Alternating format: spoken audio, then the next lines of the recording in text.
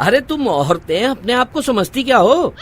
घर के छोटे मोटे काम करके हम मर्दों की बराबरी कर लोगी? हाँ, भूल जाओ। अच्छा, आप इस गलतफहमी में जी रहे हैं? मुझे तो पता ही नहीं था। हम औरतों का काम आपको इतना आसान लगता है? तो ठीक है, सिर्फ एक दिन के लिए मेरी जिंदगी जी कर दिखाइए। सुधा की बात सुनकर कपिल सोच में पड़ जाता है। इतना क्या सोच रहे हैं? सिर्फ एक दिन की बात है, 24 घंटे कुछ भी नहीं है। अरे नालायक, हाँ मत बोलना वरना फंस जाएगा।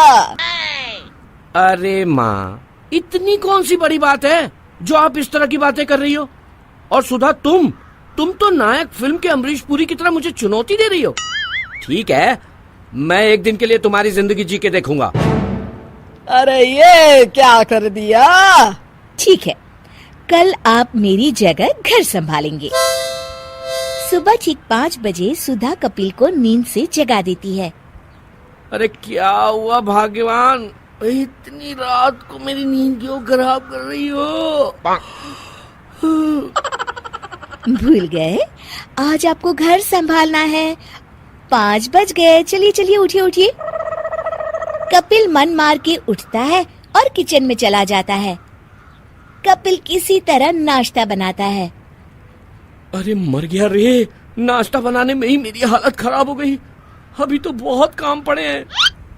कपिल का बनाया हुआ नाश्ता खाते ही घर के सब लोग मुंह बना लेते हैं। अरे नालायक, इसे तू नाश्ता कहता है? पराठे आधे कच्चे आधे पक्के, अब तू ही बैठ के खा इसे। इतनी मेहनत से बनाए नाश्ते की बेइज्जती देख कपिल को मन ही मन बहुत गुस्सा आता है। अरे खड़े खड़े क्या सोच रहे हैं पिताजी? जल्दी करिए, मुझे स्कूल के लिए देर हो रही है। कपिल अपने बेटे को स्कूल पहुंचाता है। पिताजी, ठीक 12 बजे मेरी छुट्टी हो जाएगी। आप वक्त पे मुझे लेने आ जाइएगा। मुझे इंतजार करने की आदत नहीं है। हाँ हाँ पता है, मैं आ जाऊंगा। कपिल बेटे को स्कूल छोड़कर वापस घर आता है और सोफे पर बैठ जाता है। अरे बैठ क्यों रहा है? जल्दी से खाना बना, मुझे भूख लगी है।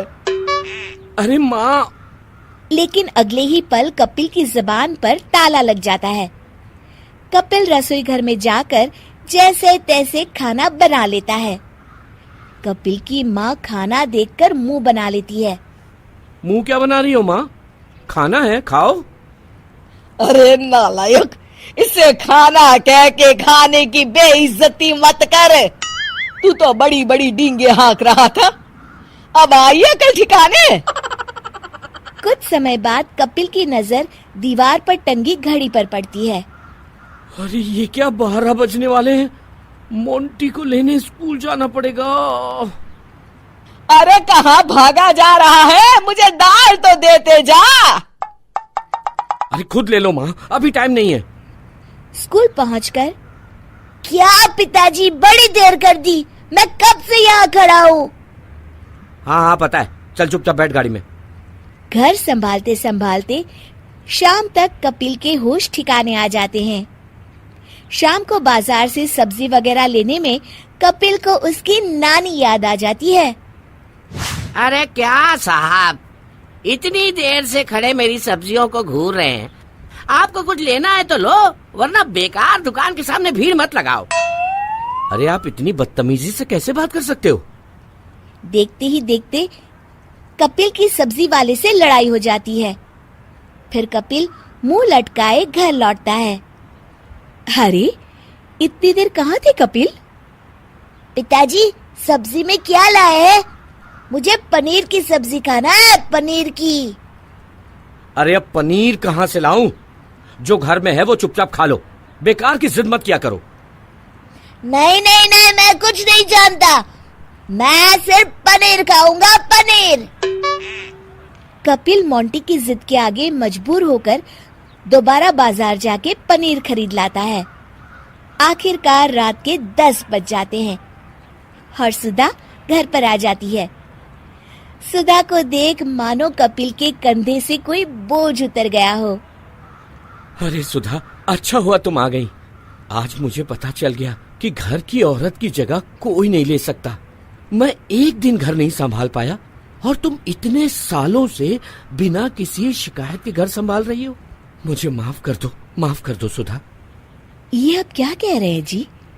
पति पत्नी दोनों गाड़ी के दो पहिए हैं और दोनों का दर्जा समान है।